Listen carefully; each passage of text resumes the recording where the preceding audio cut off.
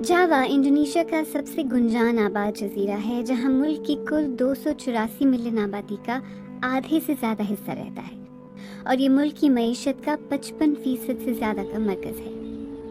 नेंगसी अपनी पूरी ज़िंदगी एरेतान वेतान गांव में रही हैं, जो कभी एक पुरसुकून माहीगीरों की बस्ती थी, अब एक वीरान कस्बा बन गई है क्योंकि पूरे महल्ले समंदर के नीचे डूब रहे हैं। Tadinya sih waktu saya kecil di sini. जब मैं जवान थी और मेरी शादी नहीं हुई थी तब यहाँ कभी ऐसे सैलाब नहीं आते थे। ये जगह बिल्कुल खुश्क हुआ करती थी, लेकिन वक्त के साथ हालात बिगड़ते गए। Tambah tahun tuh saya kayak gini. ये गांव उन कई बस्तियों में से एक है जो जमीन के पानी के नीचे जाने के मसले से दो चार है, जो कई दहाइयों से जेर जमीन पानी के ज्यादा इस्तेमाल की वजह से हुआ है। इस पर समंदरी सतह के बुलंद होने का असर भी पड़ा है। नेंगसी ने देखा कि सैलाब ने सड़कें तबाह कर दी, घरों को निगल लिया और बहुत से खानदान हिजरत कर गए। उनका खानदान यहीं रहा, मगर अब उन्हें रोजाना इस सूरत हाल का सामना करना पड़ता है। Singgahnya sih ngarep, terus manji. जब समुद्री लहरों का बड़ा रेला आता है तो पानी यहाँ तक पहुँच जाता है। हर चीज़ पानी में डूब जाती है, यहाँ तक कि कमरों के अंदर भी। हमने पानी के निकलने के लिए दीवार तोड़ दी। जावा के शुमाली साहिल के साथ साथ 30 मिलियन से ज्यादा लोग ऐसे इलाकों में रहते हैं जिन्हें डूबने का खतरा है। कारखानों और सनती इलाकों ने मैनग्रोव्स और मछली के तालाबों की जगह ले ली है, जिससे वो तबाही तेज हो गई है जो पहले ही मौसमियाती तब्दीली से बदतर हो चुकी थी। माहिरीन खबरदार कर रहे हैं कि 2050 तक साहिल का बड़ा हिस्सा समंदर में डूब सकता है। हुकूमत अब 500 किलोमीटर लंबी समंदरी दीवार और बड़े पंप बना रही है ताकि समंदर को रोका जा सके, मगर नाक़दीन का कहना है कि ये काफ़ी नहीं होगा, ख़ास तौर पर जब मज़ीद साहिली ज़मीन तामीरात के लिए इस्तेमाल हो रही है। नेंगसी के गांव से तकरीबन 300 किलोमीटर दूर साहिली शहर कंदाल में एक शख्स अपने घर को कटाव से बचाने की कोशिश कर रहा है।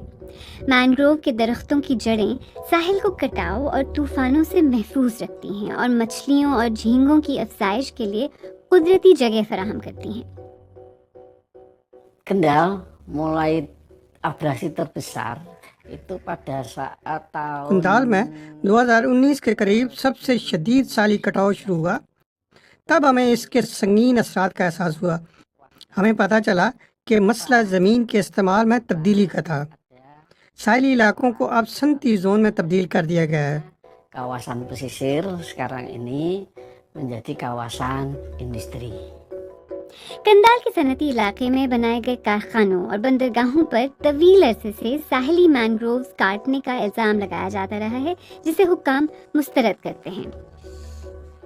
उनका कहना है कि ज़मीन का धंसना फैक्ट्रीज के बनने से बहुत पहले से एक मसला रहा है, मगर जब कुदरती रुकावटें ख़त्म हो गईं तो समंदर ने ज़मीन को खाना शुरू कर दिया। हुकूमत ने ये दावा मुस्तरद किया कि सनती इलाके इस मसले की जड़ हैं। उनके मुताबिक जावा के साहिली इलाकों का डूबना एक कुदरती अमल है, मगर वासीतो ने अपनी आंखों से नुकसान देखा और कुछ करने का फैसला किया। Saya coba untuk menanam di situ. Setelah penanaman मैंने वहाँ मैंग्रोव दरख्त लगाने का फैसला किया। जब मेरे पहले दरख्त उग आए तो गांव के लोग भी खुश हुए और साथ शामिल हो गए।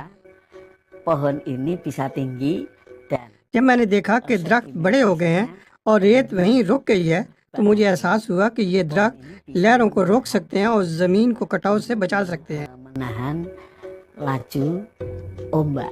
2006 से वासीतो और उनके पड़ोसियों ने हजारों मैनग्रोव दरख्त लगाए हैं, एक कुदरती दीवार बनाई है जो समंदर को रोके रखती है। अब ये जंगल साहिल के साथ फैल चुका है, जो घरों और रोजगार को तहफ़्फ़ुज़ देता है।